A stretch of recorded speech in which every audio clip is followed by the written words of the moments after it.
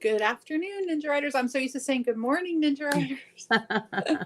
Hey, everybody. Good afternoon, Ninja Riders. 2 people are already watching. Hello. Awesome. How is everybody? Yeah. How are you doing, Meg? I'm doing okay. It's been a busy Wednesday. I've been nonstop since this morning. So, Hmm. um, Yeah, it's been that way here too. And Wednesdays have we're turned having into my terrible business. weather. Terrible. So if I Yeah. get glitchy. Yep. We've had lots of rain. I left my windows open in my car last night, you guys, and I got up at 3:00 in the morning and I heard the thunder. And I laid there and I said, oh my God, did I leave my windows down? No, I put my windows up. And I thought, oh man, I better check. And so I got up and went outside. And sure enough, all 4 car windows were down. And the rain had stopped, of course, by then. So all of my seats were soaking, sopping wet. And I had to put towels on them this morning to take the kids to school. So it's fun. So see, that's the thing about like the difference between living in Nevada and living in Pennsylvania. Because in Nevada, if that happens, like, because in Nevada it doesn't rain a lot, but when it rains, it's like torrential, but only for a few minutes. But like if you left your car windows open, it would be like you dumped buckets in your car. But if you just left your windows open, like it probably wouldn't rain anymore that night, and by the morning it would all have dried out. And here nothing ever dries out ever under any circumstance. There's never a time when drying out is a thing. They were still wet this afternoon, bringing the kids home. They were like, the seats are still wet. I said, I'm sorry. Yeah, and they probably will be for the rest of their lives because there's nothing dry for it to like soak it up. At least for the rest of the week. Will soak it up. Yeah. Put some towels down and make them sit on it like a road trip, and then it'll. Well, that's what I did this morning. I put the towels down. And then when I got in the car this afternoon, it smelled like wet towels. So I took the towels out and went to pick up the kids, and they were like, the seats are still wet. Yeah. Like, yeah, well, the towels were wet too. So. That wet, I associate it with the basement smell. Yes.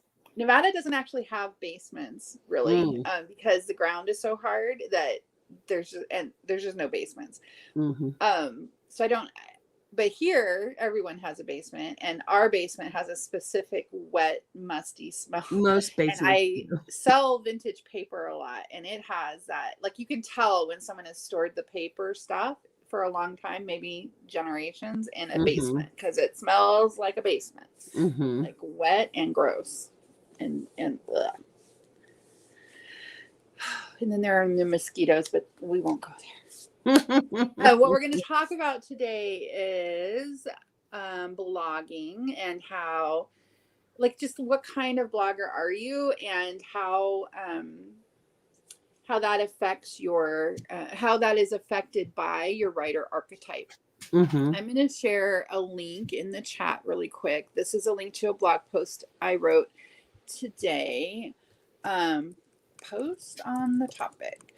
And as I was writing it, that's a friend link, which is why it's so long and kind of ugly, but that way it won't use up one of your free 3 posts on Medium. Anyway, my thought as I was writing this was, like, how do people, we've talked about this week as well, Meg and I, but like, how do people judge whether or not they're successful with blogging or any kind of writing? Like, what does it mean to you to be a successful writer?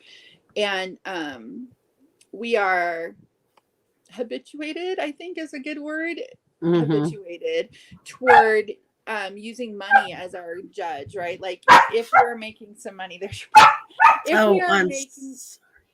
sorry, my puppy is barking. Okay. If we're making money, hi Sherry, hi Terry. If we're making money, then we're successful, right? And even like the go-to quote for that is Stephen King, right? Where on writing, he wrote, if you have ever written anything that someone paid you for and you use that money to pay your bills, your light bill, I think he says, then he considers you a writer. And okay, well, what if you haven't earned any money, and instead you have readers, or you have an engaged readership, or a like a lot of readers, or like how, maybe you don't judge your writing based on, or the success of your writing, and then if the writing money is the only thing, like if you're making enough money to pay your light bill, which that was in the 70s, and probably you're making the same amount of money as he was, or 60s even. No, I guess he wrote that in the 80s. So that was in the 80s, late 80s. And if you're making, like when I first read that article, I was living in an apartment with my 2 kids in Las Vegas that I was paying $200 a month for. That was my rent. That exact same apartment right now, 30 years later, 25 years later, is renting, I looked it up, $1,800 a month. Right? So I don't even know how many times, like 9 or 10 times, 9 times as much rent, but that same amount of money, like, so his like he might have got paid $10 for an article or a short story and used that to pay his light bill in the 70s or the 80s, or when he was, by the time he wrote that book, he was making so much money, like who cares? So when he was a new writer, but you're making the same $10, the same $10 now when your light bill is going to be like $500 or $200 or whatever, and not $10 or $20. So it's all relative, right? Like, are we less successful because we make, I don't know. It's all relative. And I don't think that money is the only gauge for success. And I think a lot of that can go back to your archetype. So that's in this blog post that I wrote today. And then thinking about how do you lean into your strengths as a writer so that you can be successful as a blogger in the way that matters the most to you. Right.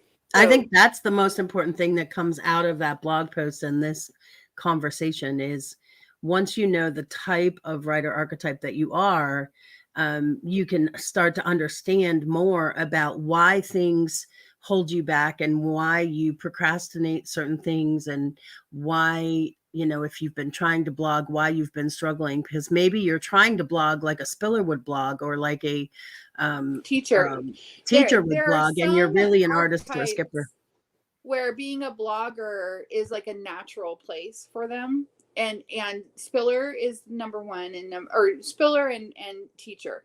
If you're a Spiller or a teacher, or a teacher Spiller or a Spiller teacher, you even have it better. But those two archetypes make, blogging is a natural place for them. And if you're not, like if you're an artist, let's say, blogging is the last thing you probably ever want to do, right? So you might feel like you have to, but it's going to be like, it's going to feel awful because you're going to be trying to blog the way a Spiller or a teacher does, and it's not your natural place. But you're like, well, nobody makes any money on Medium writing poetry, so what's the point? But because you're using money or the same gauge for your success as a Spiller or a teacher is, right? And which actually, I don't, for a teacher, at least for me as a teacher writer, and I'm a pretty solidly teacher writer, money is not my gauge for success. And that comes back and bites me in the butt all the time, because I get to a certain amount of money and then it's enough money, and then I stop caring about making money at all. Like, I'm never going to be someone who's like a 7-figure or whatever, because money is so far down my list of things that are important. The only reason why making money is important to me as a teacher writer is because it means I don't have to go and do anything except be a teacher writer. And so as long as I'm making enough money to not have to do something I don't want to do, like another job that I don't want to do nearly as much as I want to be a writer, it's enough. And so then I stop focusing on growth and I just do what I want to do. And then like that works for a while or doesn't or whatever. But and I think a Spiller writer, the gauge of success for a Spiller writer is more evenly balanced between money and audience. And because I was really thinking about that as I was writing this, like, why do I think that's true when I was writing this? And I think it's because a Spiller writer, like how they gauge their success is with the engagement of their audience. So if an audience, every spiller writer that I've ever known, they get a real benefit, like internal benefit from if their readers are willing to support them, right? So things like a Patreon or anything like a claps, like I look at I used to talk a lot like every single day to a woman who's a pretty big spiller writer on Medium, and we would talk about the matrix, like the metrics on Medium, and I only ever look at the views. I don't care about the reads, even. I don't care if everybody read all the way through. I just care how many people showed up. That is the thing that I look at the most, and almost nothing else even matters, right?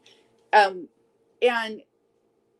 to me, just as a writer, like as a business owner, the bottom line matters because I need to make payroll or whatever. But like, if I didn't have to, if somebody just said, hey, we're going to give you a universal income and you don't have, I would like, all right. And I would keep writing for my audience, and I wouldn't care at all about the money. Then I would stop. I wouldn't care about it at all if I didn't have to like pay my bills. But all she cared about at first was the claps, because that's how we got paid, and then the reads.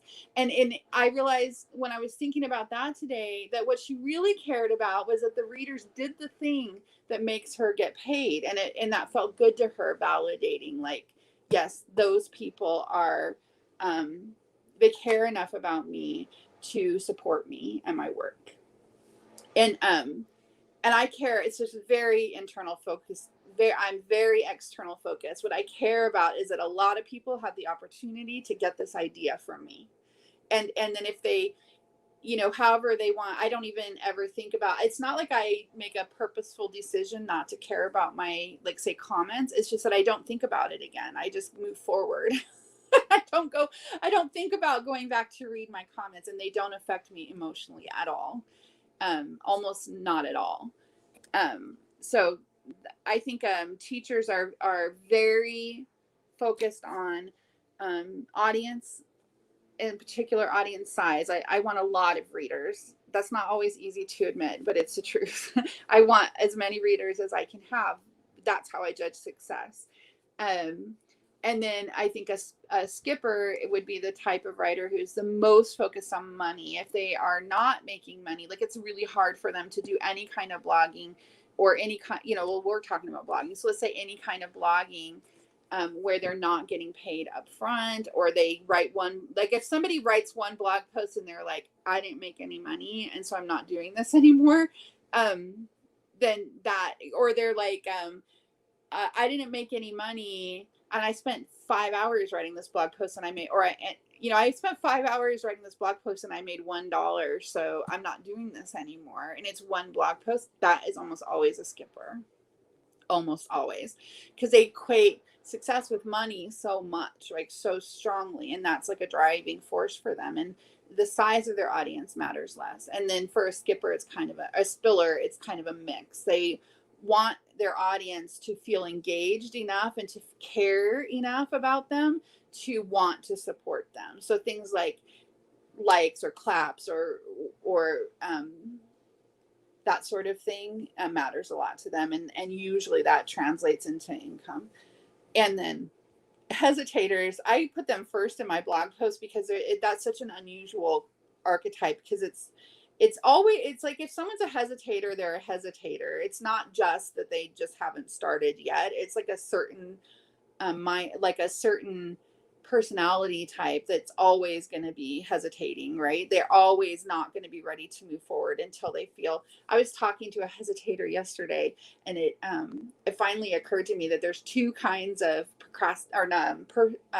perfectionism, right? And an artist is a perfectionist who is not ready to put their work out until it's perfect enough, right? But a hesitator is the kind of perfectionist who's not ready to start doing the work until they feel perfectly ready for it. So they're always wanting to learn more, and that's always going to be there. But underneath it, when they finally get past that, they're going to go into one of the other archetypes. And then an artist is the least likely to, like I said, to want to blog, and they are going to judge the they're probably going to judge they would be happier if they judge the success of their blogging rather than by money, by the response from the readers who really understand what they're doing. So slow growth is usually better for them. And like really connecting with those people, like their work really connecting with the people who do read it is probably they are the writers that I find myself the most often saying, maybe you don't even want to be a working writer. Maybe you just want to be an artist. And in the meantime, like do work that doesn't drain your soul, like work you enjoy so that you don't have to put that on your writing. Hi, Mary Jo is here. MB is here, and she says he says money stops mattering once you climb high enough on Maslow's pyramid, but until you get there, it is really incredibly crucial. Oh, I agree. I'm not saying that there's anybody that money is not important to. I'm just talking about the connection between money and writing. Obviously, I mean, I've been very, very poor before, and there is a certain level of poverty that I will do almost anything not to go back to. For sure. But I can also drive myself nuts thinking I'm not a successful writer if I'm not making enough money, when really there are other ways to gauge that success as well. What do you think, Meg? Yeah, I have to agree. I think that I think it can change. I mean, I think the importance of money can change, but I do think that there are, especially, I see it more in the artist writers that say, well, I don't care about the money. I just want it. Because when I give people advice, I generally give people advice to help them earn money from their writing, right? That's what I'm good at, is to help people earn money from their writing. So when I give people advice on how to earn money from their writing, it sometimes is the response that I get is, well, I don't really care about the money. I want to write it this way, or I want to have this certain look, or I want to have this certain, topic or whatever it is. And so I said, well, that's fine, but I'm just letting you know that to earn money from your writing, doing this will help, like if it's adding a CTA, well, I don't want that, salesy stuff in my post. It doesn't fit with my post. Okay, well, then it's going to be really difficult for people to follow you. Yeah. So, and so I see that more from the artist writers, I think, than anybody else. The artist writer is much more likely to only want to do writing that they want to do. And what I'm saying is that's okay. Yeah, it is. Like, that's okay. It's totally okay for you to just be the kind of writer who only writes what you want to write. Right. And in that case, you may want to be a writer who works as a teacher or a writer who works in a library, or a writer who works in an art gallery, or whatever it is. Right. Because what happens is when from somewhere else, it's not going to deplete you or make you miserable, right? Because you're probably going to make yourself more miserable trying to do the things that it takes to be a working writer who's earning all of their income from writing. That doesn't mean you'll never get there. It just means it's probably going to take you longer, because to get there, well, there's nothing in writing that's fast. I'm going to just say that up front. Yeah. But to get there relatively quickly, you'd have to do things like market yourself. And if marketing yourself feels like it's eating away at your art, don't do it. Don't do it. But just know that you may never be like a writer who only writes and doesn't have other work. And you know what? You'll be in really good company, and there's nothing wrong with that. There's nothing and that sometimes doesn't make you less of a writer. It just means that you have removed the requirement from your writing to support you for however long it takes.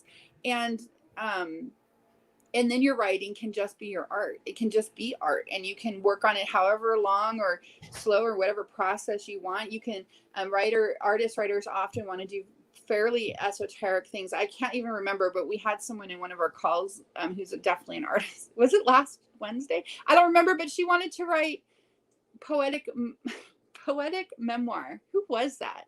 It was Sherry. Was it Sherry? I think it was Sherry Connor. I don't remember. She wanted to write poetic memoir, and I thought, oh, she's an artist. No one who's not an artist would even could come up with the idea that what they really want to do is write a poetic memoir. Which I think is a really cool idea. It's brilliant. Yeah. I love it. But, you know, is it likely to quickly lead to her being able to quit her job? Probably not. But not 100% not. You know, who knows? Yeah, she might long term. Yeah, long term, it could be something that. But long term, it might make her super happy and find her a small group of super dedicated readers, and that might be what success as a writer looks like for Sherry Connor, if that was her. I think it was. I don't remember. No, Sherry says she's not. I don't remember who it was, but it was someone, and it was poetic. I do remember it's poetic memoir. Oh, Michelle says she thinks it was Rose. It might have been Rose. It was Rose, yeah. But it was like memoir in poem form, and that is the most artist. Right. Like artists often want to do things that are relatively esoteric, that are unlikely to find large audiences, and writing is one of those careers where you make your living selling inexpensive things to lots and lots of people, right? If you're going to make a lot of money, like no one is a millionaire writer with a small group of dedicated readers, right? If you're making enough money to live on, forget millionaire. If you're making enough money to survive on without another job, you're going to have lots of readers, thousands of them that are each paying you a little bit of money. Right. And so, are there enough readers out there for you to write a memoir in poem form to support yourself quickly? I don't know. Probably. My gut isn't probably not. Does it matter? It doesn't if you're doing something else to make money. And the reason why you want to write a memoir in poem form is because you want to connect deeply with a few readers who really want to read a memoir in poetic form. Although I wonder, Shanta, you work with more writers than I do, but the memoir writers, like when I think about ninja writers who are memoir writers, most of them are also poets. So I wonder. And memoir is, well, actually, to me, memoir is the quintessential Spiller type story, right. like not is quintessentially Spiller. However, any kind of writer can write memoir, and it depends. Yeah. It's similar to blogging, right? It's what you want to do. If I was going to write a memoir, it would definitely be a teacher memoir. It would be to teach other people how to do something that I've done or gotten through in my life or whatever. But I'm unlikely to ever write a memoir because sharing myself on that level does not make me happy. It just doesn't. As I wrote in my article today, Spillers are the kind of writer. Spillers are the type of writer who are the most comfortable or the most willing. Let's go with willing because it might be totally uncomfortable. They're the most willing to be uncomfortable, and they're the most willing to be vulnerable, and they're the most willing to put more of themselves out there than other writers are, and which makes them natural bloggers because often that's entertaining, whether it should be or not. And also it's often very cathartic and it's polarizing sometimes. Like Spillers are the writers who are going to have to, there's some suggestions in here for systems that might help you, but Spillers are the kind of writers who are the most likely to get the hate comments, but to be affected by them as well, because it's so personal what they're writing. Right. It would have to be very in my face before I even noticed I got a hate comment, right? Like somebody has to actually email me. And even then they have to be like, hello, this is the 5th email. I hate your guts. And then I'm like, oh, okay. Because I don't care that much about, I care way more about the people who like what I'm doing or need what I'm doing than I do about the few people who might be turned off by it. And so I just think to myself, okay, well, that's all right. Go find someone who's doing things the way you want them to. There's plenty of people out there doing exactly what I'm doing. If I'm not your cup of tea, it doesn't bother me at all. And it doesn't affect me mostly because it's not, I have a strong barrier between my personal self, my emotional self, and my writing. And Michelle is a spiller. She said she's a natural spiller. And she said, we take it very personally because we're putting so much of ourselves out there. And that's, I agree with that. Yes. Yes, because if someone tells me I really hate the way that you teach writing, I'm like, okay, you don't have to learn from me. It doesn't. it doesn't affect me on a personal level the way someone saying, I really hate the way you live your life might, you know?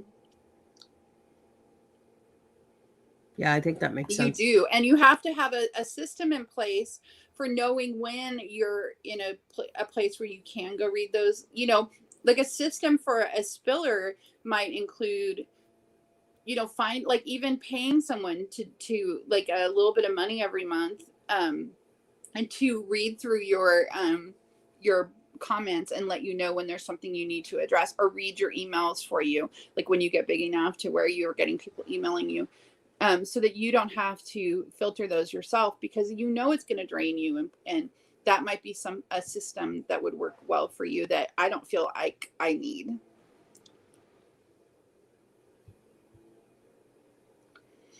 Because I don't get, first of all, I don't feel compelled to go read every comment, and I never feel compelled to comment on every comment. Like, that's interesting, because I have to remind myself to go check and see if people are reading my posts and if they are commenting.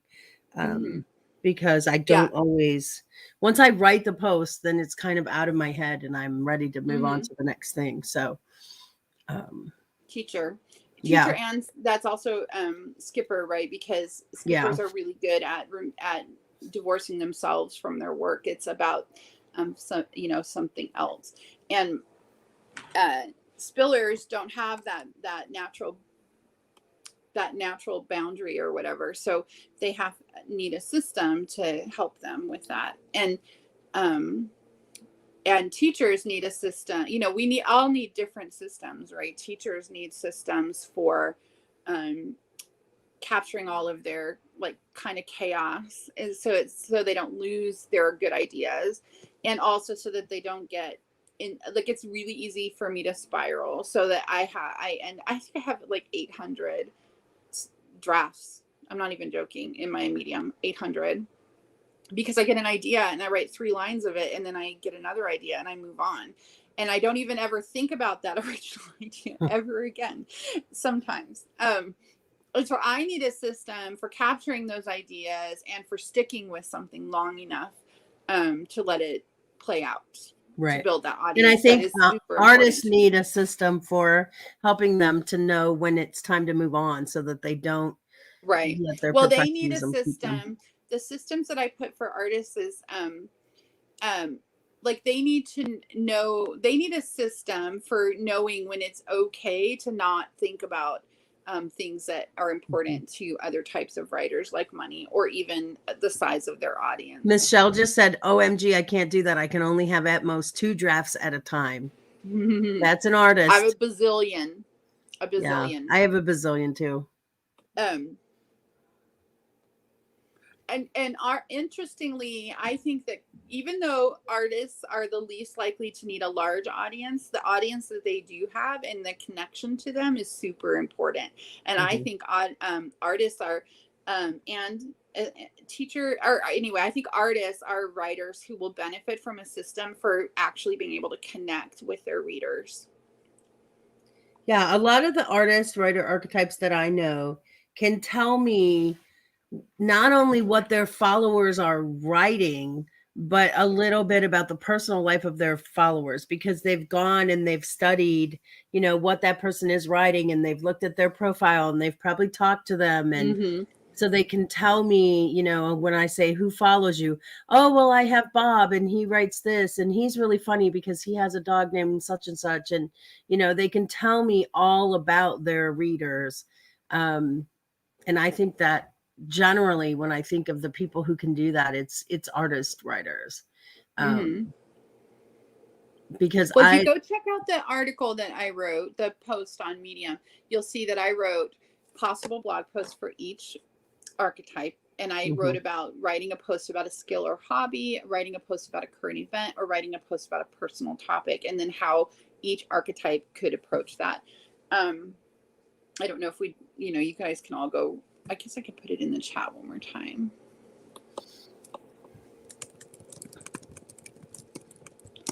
But I think that it's really interesting to think about how different archetypes look at different like can Mm-hmm. approach the same topic, which really goes to the idea that there's no topic that is overdone enough to where you can't write about it if you want to. Yeah. This is interesting, but whenever I have a writer tell me, well, they were going to do something, but then someone else did it, so now they can't, it's always an Right. artist. Always an artist. Yep. Always. Yeah, because they think if somebody else has written it, then it's already a done thing. Yeah. Janita says artist writers do not study them. We just remember because as people, they are the most important thing in life to us. People make life matter for the artists and individuals like groups. But individuals like groups. Oh, but not groups. I agree with that. Yeah. Yeah. Yeah, I agree with that. And just so that everyone knows this, in case it's not clear, or I guess I haven't even said it, but it's not that there's any kind of writer that's not sensitive or is not going to be hurt by negative or hate reads or hate comments or whatever. It's that some of us are writing things that are more likely to attract that kind of attention. That would be a spiller for the most part, although anyone can do it. But I mean, it can happen at any time. But a spiller is the most likely to be writing on a topic that is very polarizing, which is what's going when people are negative. It's almost always because you've said something that's piqued them, like it's made them react, and where spiller writers live is in that emotional reaction. So they're constantly evoking that in people. And teacher writers don't do that. Artist writers do, but they just do it much slower and often not in such a, like an artist is unlikely to be writing enough content quickly enough to like constantly be gathering. And also they're likely to be writing on less controversial stuff, although not always. But it can. But like, there's so little that's controversial about what I'm writing that when someone does have something negative to say, which happens, but very rare, but when it does happen, I'm just like, whatever, okay, like, thanks for letting me know. But I'm so much more focused on the people that I am helping that it totally overpowers any negativity that might come. Yeah. I have to agree with that. And sometimes it's just that I don't even see the comments because I've already moved on. Almost I have to always. on Medium, because I know that Medium is so important. Like I have to remind myself to go in and read the comments because I do care. It's not that I don't care. Yes. I do care about the people who are reading my stuff, and I do care about their comments. And if I read their comments, I will respond. But once I write a post, I have to remind myself to go back and see if there are comments. And I wonder, because I know when I go to Medium just to see how things are going, what I look at is my stats page and I look at my views. That's what I look at. I have to, I always know how many views I have every month. And I have to remind myself to go like, oh, maybe or not views. Views, not reads. So it doesn't matter to me as much how many people read all the way through. And I wonder if there's some kind of correlation to the archetypes and what's I don't know, because I think the reads are more important than the views. They are for money, but you're a skipper. The views matter for income, but they don't, or the reads matter for income. They also matter, in my opinion. I think the reads also matter for satisfaction. Like if somebody read all the way through my post, then they were engaged. And when I look at my views versus my reads, I just think, well, I sent them off on a rabbit hole because I put so many links because I have all these ideas, and it doesn't bother me ever that people don't read all the way through. It doesn't. Yeah, it bothers me. And I hear a lot of people saying like, oh, you should put all your links at the bottom so that people read all the way down to the bottom. And I'm like, no, because if I'm reading a blog post and I get excited about an idea right now, I don't want to have to go all the way to the bottom to click on the link. Like I want to click, or I'm just going to click away altogether and go Google it or something. So I guess I don't read all the way through blog posts all the time. Sometimes I read half a blog post and I'm like, I got to look up that person or whatever. And if they haven't given me a link, then I just go look it up myself anyway. So I don't correlate. Like, I just look at my views, like the number of people who thought that my idea was good enough to click on. That's what matters to me. And I wonder if an artist doesn't pay way more attention to how many people comment. Yeah. Comment and clap. I think the artist writers that I know pay attention to how many claps. I will say, and so in 2018 and 2019, I was super focused on creating an income stream with Medium. And I wrote more. I didn't write more Spiller stuff, but I did pay way more attention to fans, because for a long time, it was the number of claps that correlated to your income. And then they changed that, and then I stopped caring altogether. As a result, I don't know if it's as a result or if it's like correlation causation type thing, but right around that time, like for a minute, I made a lot more money, and then all of a sudden I made way less money. Yeah, there definitely has been a big switch. Judy does get shocked when she has a comment because she doesn't write very much, which is actually artists to me are the least likely to want to blog. So the ideas I have for bloggers are almost always like, if you feel like you need to blog or you just really want to try it, here's how you can do it. But for artists, I rarely come across an artist who just like really loves blogging. Yeah. Spillers.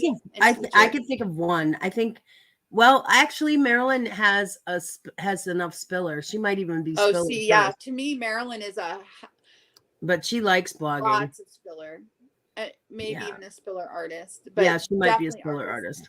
But yeah, blogging yes, and I think like Junita is so much of an artist. She's a teacher too. Oh my God, she's a teacher too. But she's so strongly an artist first that blogging is just like, oh, maybe I should write a blog post. Unless someone she really cares about wants her to do it, right? So if I asked her, would you write a blog post for me? She would do it because I asked her to, and she loves me. Or she does it for groups that she really cares about. She did it for Kate. Yeah, she did it for the Daily Cuppa. And she also does it for herself as it relates to her her readers, right? But it's not something that she like. For me, I'm a teacher with a tiny little bit of Spiller, and so sometimes that little Spiller part of me makes it so that if I don't write about an idea, it doesn't feel like it even happened. So I just gravitate to blogging, and I have my whole adult life. Like I just well, of course I need to write about that and share it, because otherwise did it even happen, right? Like, yeah, I have to do it. And teachers and Spillers are often like that, and for different reasons, right? Spillers do it because they feel the need to process what they're going through their reading or writing. Often teachers just need to get the idea out there. Like, I need to share this or it's going to make me explode, right? Like if I don't tell someone I have this great idea, I'm gonna die. Like I have to do it. And artists, most of the time, as far as I've like the artists that I know, they have to make a concentrated effort to blog. They have to say, okay, I'm gonna do it, and they have to make a schedule, and you know what I mean? Like, because they don't do it naturally. It's not a natural thing for them most of the time. Tammy just came in. I was trying to share the link to the quiz. Tammy just came in. She wants to know if you could say what a Spiller is. She came in late.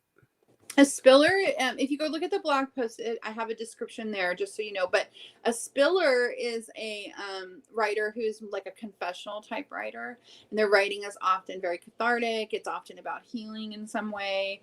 Their readers are often fairly voyeuristic. They are peeking in on someone else's life. They tend to make themselves very vulnerable. And if you think about doing the kind of writing they do and you're not a Spiller, you might be like, no, I could never. If you find yourself saying, oh my God, I could never do that, you're probably reading a Spiller. I put the link to the quiz in the chat, Shanta, if you want to share that. I get the feeling that maybe Tammy hasn't taken the quiz yet, so she could take the quiz. Oh. I put it in the chat. Well, what I'm going to do is put the blog post in one more time. And if you go down to the bottom of the blog post, there's a link. Oh, there's a link to the quiz there. Okay. Yeah. Good. So Tammy, check that out. There's a quiz that you can take. It doesn't take very long. And you can it's find just a out few whether minutes. you can find out what your writer archetype is. Mm-hmm. And then that's what we're talking about is the writer archetypes and how they approach blogging, like how you would Thank approach you. a blog post. Oh, yeah. Mary Jo says she's a spiller, and as her family and her were gathered in the ICU to say goodbye to her mom, she was scanning everything in her line of sight, capturing all the details she'd write Yeah, later. And that's a spiller. that's And a see, spiller. even just saying that out loud, like even if I had done that, right? I was in the hospital room with my mother when she died, and even if I had done that, like even right this minute, I'm not willing to tell you whether or not I did that. Like just the fact that she would write that on this comments is just such a spiller trait. Mm-hmm. Because I wouldn't talk about that because it would feel super uncomfortable and like, no. Yep. Even Michelle, I'm a not that I wouldn't teacher. do it, it's that I wouldn't. The spiller part is not doing it. The spiller part is feeling comfortable enough, whether it's to be uncomfortable enough, like feeling like you can be uncomfortable enough to tell other people that you did it. Right. That's what makes Michelle, I'm a teacher skipper, not a hesitator, Janine. I'm a teacher skipper. Yeah. I would not call Meg a hesitator at all. She's a go-getter. Most of the time. Yeah. I mean, she's like a go. Hesitators, I also was thinking about this recently, that like hesitators have trouble with the beginning, like getting over the hump to start. And teachers have no problem with starts. We get stuck in the middle. It's those details. Mm-hmm. Like we can see the end really clear, and we can see where we are, and we can get started, but it's like crossing that bridge from here to there that it's like I don't like the middle of it. Yeah, I don't like the middle of anything. Mm-hmm. And spillers live in the middle. They live in those details that are in the middle, and so they might struggle with how to stop, and they might struggle with how to start, but the middle they got. Yeah. And I think artists are all about the end. The end product is what matters the most to them. Yeah. Terry says, Mary Jo says, yeah, she wrote about it for Medium and cried all the way through. Mm-hmm. Terry says she is an artist writer. She's reopened her dog blog and started an author website too. I'm suddenly being very prolific, doing how-tos in the dog blog instead of blogging about writing. Yeah. I would say that Terry is probably, to me, Terry is very similar to Junita. Yeah, an artist teacher. Mm-hmm. But if you ever have an opportunity to talk to either of them, Terry or Junita, about the worlds of their stories, it's insane. Like, insane. They're so detailed and so like, oh my God. And often both of them leave me thinking like, what am I even doing? Because I can't do that level of world building. I can't do it. I could try, but my brain, it's so hard. And I love to read artist writers work the most, I think. I love like that deep world building where they create these worlds that are like real. Yeah. And I struggle with that. Yeah, I struggle with that too. I've had people tell me that when they read my story, in fact, I wrote a prepper fiction novel for a client of mine, and he said, we need to know where this takes place and how old is the mom and how old is the kid, because I wasn't giving like any details about the like setting and stuff like that. And so then I had to go figure that out, because it's like I was just writing the story. I didn't care where they were when it happened, because this story could happen anywhere. So the world building is something I really struggle with. Yeah. So, yeah.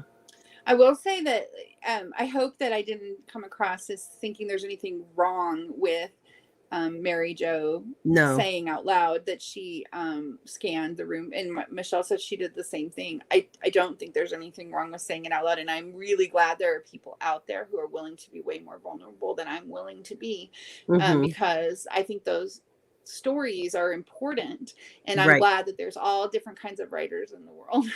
Yes. But that to me is one of the strongest differences between an artist, I'm sorry, a teacher and a spiller, is that that willingness to be super vulnerable and to go a little farther than most other people are willing to go. Right.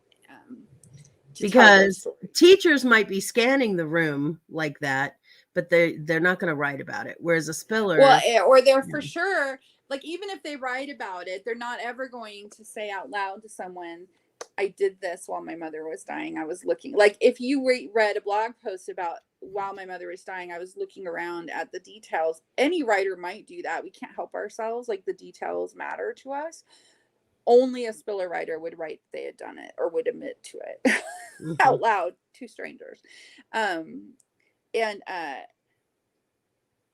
like I wrote this last year, around this time last year, I turned 49, and that is how old my mother was when my mom was 48 when she died. So she died just before her 49th birthday. And so I turned older than my mom was when she died. And I wrote about that. It was an important year to me. I was 24 when she died. So, her death, obviously anybody's mom's death impacts her. But because the age I was a young mother, and it like changed the trajectory of my whole life when she died. And getting to be older than her was really weird for me. And so I wrote about it, but my way of writing, this might be a good segue into talking about how different people would write about different things, right? As a teacher writer, the post that I wrote about getting older than my mom was totally about how to live your life in a way that is reflective of the lessons you learned from your parents. And it was definitely a how-to story. It wasn't like how to do this, but even it was an essay, you know what I mean? It wasn't prescriptive, but even in my fiction, I can't help myself, right? I'm always trying to share, like, teach somebody something they don't already know. And that particular blog post was very much about how I am planning to live the next 50 years of my life, right? I'll be 50 next month. And how am I planning on living the second half of my life, right? If I get to live to be 50, because my mom didn't. I have to, I'm really uncomfortable right now, but I'm going to say it anyway.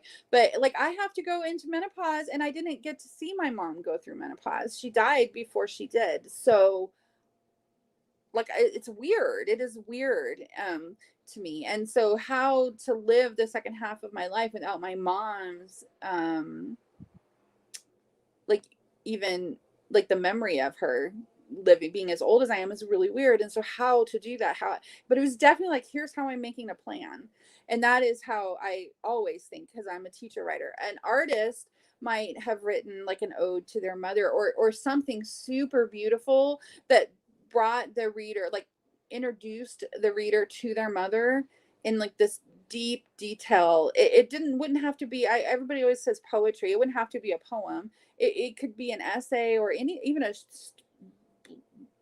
book or whatever, but it would be probably a narrow slice, and it would be deep detail about this one thing about their mom, right? And it would be about their mom, and it would have nothing to do with teaching anybody anything, probably. Or spilling details about the pain or whatever. It would probably be about the beauty of their mother, the good stuff, my guess. Not always, but that's my guess. And then a spiller would probably write something like, when my mom died, I was looking around at the details because I knew I was going to want to write about this later. And it would, or something like that. Or even if that wasn't that, that's what's come up today. But it might be, like, if I was a spiller writer, I might write something more along the lines of, God, this is going to sound awful, but the negative stuff, right? Spiller writers often process the negative stuff. Like, that's how they process these things. And so I might tell a story about, like, I don't know. like being in the 3rd grade and having to tell my mom, like, my mom literally, when I was in the 3rd grade, my school suddenly became like maybe a third of the students in my school all of a sudden were Vietnamese refugee children. And my mom didn't want me to use the toilet, like in the bathroom. She said, do not go to the bathroom at school anymore. That's right. She was racist. She was. And that is not something that I would write about. Like, I wouldn't. It's uncomfortable for me even just saying that out loud right here. But that's true. It's who my mom was. And if I was a Spiller writer, I would write something like that. And then, and about how I ended up like not being a racist, even though my mother was one, rather than focusing on almost entirely on the positive, right? Or on how my imperfect mother impacted my life, and how what I learned from her or from her death is something that can help you. That is how I processed it, or I wrote it. And a skipper, I want to say they probably wouldn't write it at all unless someone paid, like they got hired. But they would probably, a skipper and a hesitator both, they always have another, like Meg is a skipper, but when she's writing for herself, she's a teacher.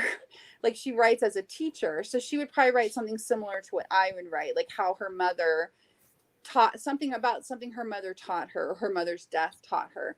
And because she's a teacher, even if she was I think she's a teacher skipper, but even if she was a skipper teacher, she's likely to, that's still what she would write. And like my,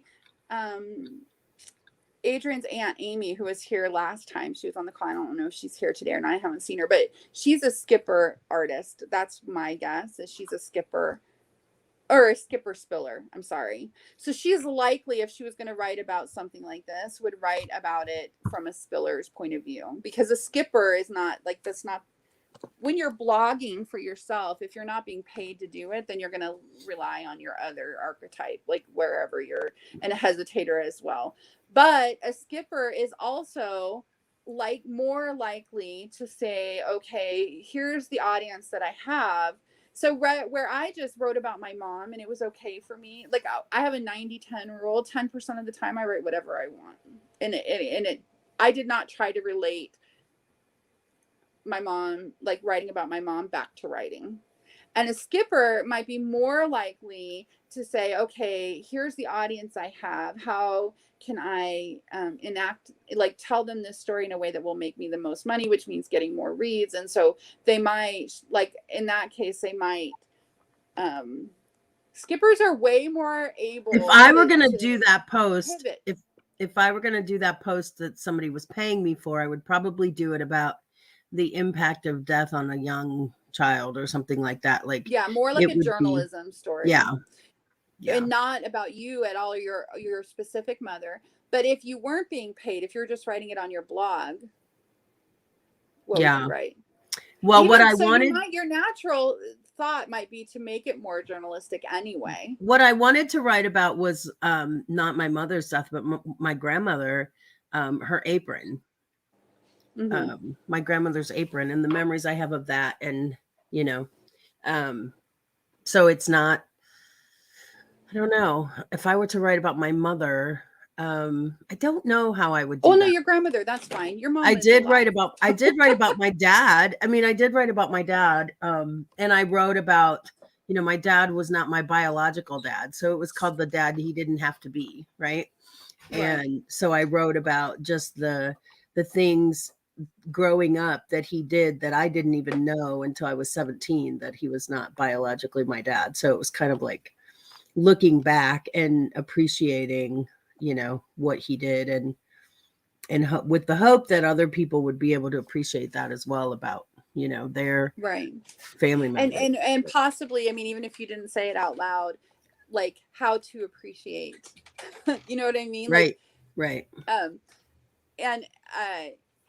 Yeah. And Mary Jo, I did cry during that. I did cry when he was writing that post. To focus more on, like, it would end up being, if they're not careful, far more journalistic than they meant for it to be. But I did cry when I was writing that post, Mary Jo. Oh, sure. So, yeah. It was one of probably the most vulnerable ones that I've done. Kevin brought me salt and vinegar potato chips. Nice. Kevin, where's mine? You have to drive a little bit farther. He wants his chips. Or Meg wants her chips. Okay. Mary Jo says, no tears in the writer, no tears in the reader. Yeah.